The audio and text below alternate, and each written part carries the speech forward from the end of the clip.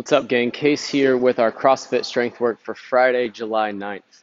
3 sets of 12 on our front squat, supersetting with 3 sets of a handstand complex. Hopefully you picked a weight for your front squats last week that you can take from your 10s up to 12s this week. We'll be staying at the same weight across, ideally still having 2 reps in the tank at the end of each set because we'll be moving up to 3x14 for our last week of this cycle. On those front squats today, 2-finger grip just outside the shoulder. Make sure that bar is on the shoulder shelf as we lift off. Then as we get set up, shoulder width stance, toes angled out slightly.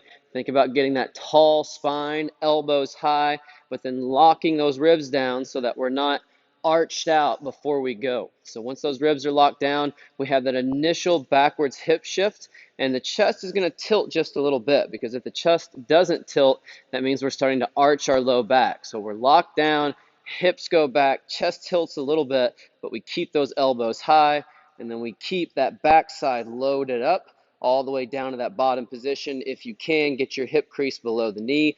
Down here in the bottom, think about keeping that belly tight, and then drive fast back to the top. Tempo on these today should be controlled to the bottom, fast to the top, no pausing in between reps. Once you start a set of 12 today, you should move consistently throughout. If you're having to pause at the top to catch your breath or for your legs to recharge, that means you've gone too heavy on these sets.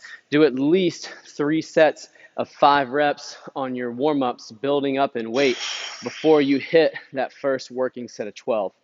Rest about 90 seconds, and then you'll come over for 8 box rocks. So new handstand progression we'll be working on this week. Toes on the box. If you need to, bend your knees a little bit so that hamstrings don't limit your mobility here. Middle finger should be just outside the shoulder. Try to get hips stacked over hands. We're going to go ahead and look at the box this week, squeezing that belly tight so we don't want to lose that hollow position. And then we're going to drive our armpits back towards the box. Hold for a moment, checking that tight belly squeeze, trying to open up that shoulder angle. Once we've done 8 reps there, we'll take it over to the wall for a 10-second chest-facing handstand hold.